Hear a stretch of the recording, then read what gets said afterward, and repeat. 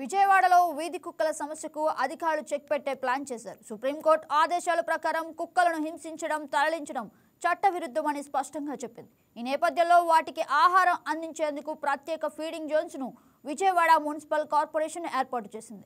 ఈ చర్యతో నగర ప్రజల భద్రతతో పాటు జంతు హక్కులను కూడా కాపాడే దిశగా అధికారులు అడుగులు వేస్తున్నారు.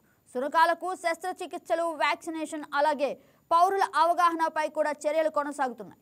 కొత్తగా అమలవుతున్న విధానంపై మరింత సమాచారం వీఎంసీ అసిస్టెంట్ సర్జన్ సోమశేఖర్తో మా correspondent Harshitha face to face. వీధి కుక్కల సమస్య రోజు రోజుకి పెరుగుతుంది. ఇటీవలే చూసుకుంటే సుప్రీంకోర్టు కూడా కుక్కలను అయితే హింసించకూడదని, అలాగే చంపకూడదని అయితే ఆర్డర్లు పాస్ చేసినప్పటికీ కూడా ఇప్పుడు చూసుకుంటే విజయవాడ వీఎంసీఏ వాళ్ళు అయితే ఎక్కువ నిత్యం కూడా ఈ స్ట్రే డాగ్స్కి సంబంధించి ఫీడింగ్ జోన్స్ అంటూ లేదా వ్యాక్సినేషన్ అని, స్టెరిలైజేషన్స్ అనేది ఏర్పాటు చేయడం జరుగుతుంది. అసలు ఎంతవరకు పరిస్థితి ఎలా ఉంది, దీని మీద ఎలాంటి చర్యలు తీసుకుంటున్నారు అనే దాని మీద మాట్లాడడానికి అయితే ప్రస్తుతం మనతో అయితే VMC officer assistant surgeon doctor Somashekar గారు ఉన్నారు. ఆయనతో మాట్లాడదాం. ఏంటి, ఎలా ఉంది పరిస్థితి, విజయవాడ ఎలా, ఈ కార్యక్రమం ఎలా జరుగుతుంది ఏంటనేది ఆయన మాటల్లో తెలుసుకుందాం.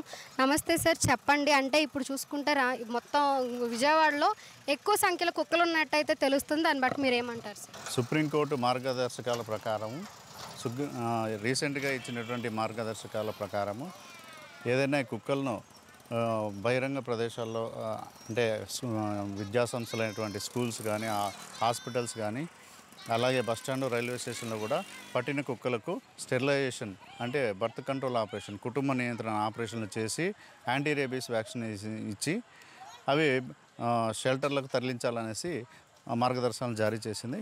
గతంలో అయితే అనిమల్ బర్త్ కంట్రోల్ రూల్స్ 2023 ప్రకారము అవి ఎక్కడైతే క్యాచింగ్ చేస్తామో మరి అక్కడే వదిలేసే చర్యలు ఉండేవి.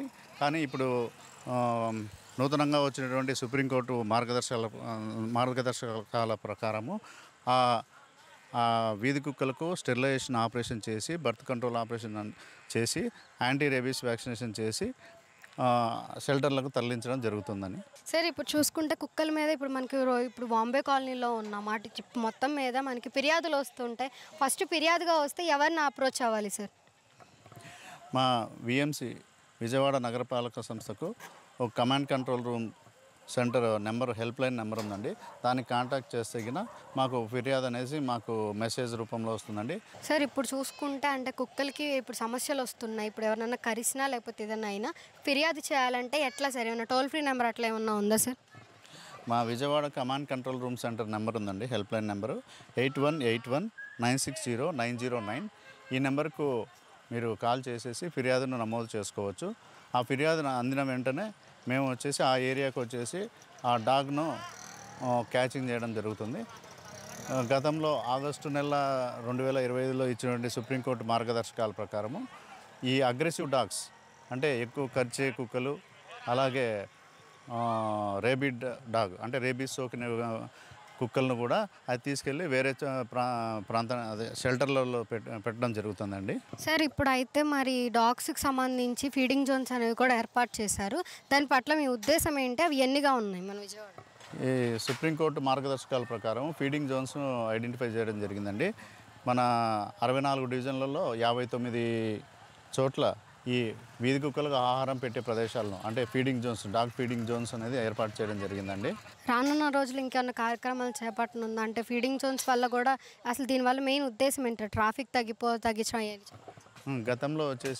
గతంలో మన నగరంలో చాలా చోట్ల ఈ జంతు ప్రేమికులు వచ్చేసి రోడ్ల మీద ఎక్కడంటే అక్కడ ఈ ఆహారం పెట్టడం, బిస్కెట్స్ పెట్టడము అలాంటివి చేయడం జరుగుతుంది. దానివల్ల మన ఈ వీధులలో వీధి కుక్కలు ఎక్కువైపోతున్నాయి. అదిగాక చిన్నపిల్లలను కరవడము, అలాగే ఈ వృద్ధులైనటువంటి వాళ్ళు వాకింగ్ వచ్చినప్పుడు కరవడం జరుగుతుందండి. వాటిని అరికెట్టేందుకు సుప్రీంకోర్టు ఈ డాగ్ ఫీడింగ్ జోన్స్ను ఐడెంటిఫై చేయడం జరిగిందండి, ఏర్పాటు చేయాల్సిందిగా ఆదేశించడం అయింది. వాటి సుప్రీంకోర్టు ఆదేశాల అనుసారము మనం 59 చోట్ల ఈ డాగ్ ఫీడింగ్ జోన్స్ ఐడెంటిఫై చేయడం జరిగింది. అలాగే ఇప్పుడు ఇక్కడ మనం డాగ్ ఫీడింగ్ జోన్ దగ్గర చూస్తున్నామండి. అక్కడ బిస్కెట్స్ కూడా ఇక్కడ పెట్టచ్చు.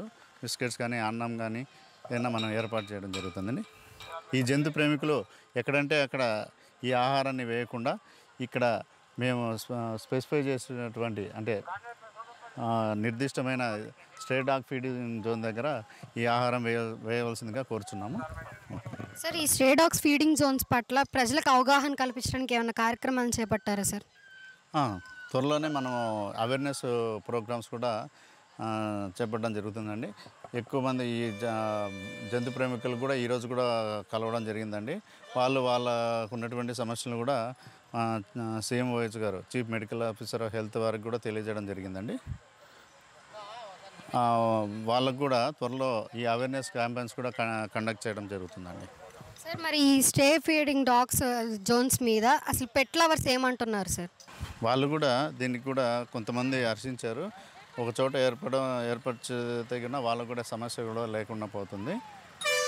వాళ్ళు కూడా సంతోషాన్ని వ్యక్తం చేశారండి. సార్ మరి ఈ ఫీడింగ్ జోన్స్ వల్ల మనకి విజయవాడలో ఇంకేమన్నా మార్పులు ఎలా వస్తాయని మీరు భావిస్తున్నారు? ఈ ఫీడింగ్ జోన్స్ అనేది ఈ సెలక్షన్ కూడా ఏం చేస్తామంటే ఈ చిన్నపిల్లలకు అంటే స్కూల్స్కు దూరంగా, అలాగే ఈ వాకింగ్ ట్రాక్స్, స్పోర్ట్స్ కాంప్లెక్స్ వీటికి దూరంగా కూడా మనం ఇది ఏర్పాటు చేయడం జరిగింది.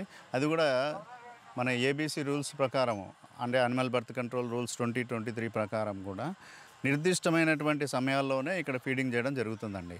దానివల్ల ఏమవుతుందంటే పబ్లిక్, సామాన్య ప్రజలకు కూడా ఎటువంటి ఇబ్బంది లేకుండా కూడా మనం డాగ్స్ ఫీడింగ్ కూడా చేయడం జరుగుతుందండి. మొత్తం ఎన్నిగా ఉన్నాయి సార్ విజయవాడలో మొత్తం మీద? మనకి 59 చోట్ల ఐడెంటిఫై చేయడం జరిగిందండి ఈ డాగ్ ఫీడింగ్ జోన్స్.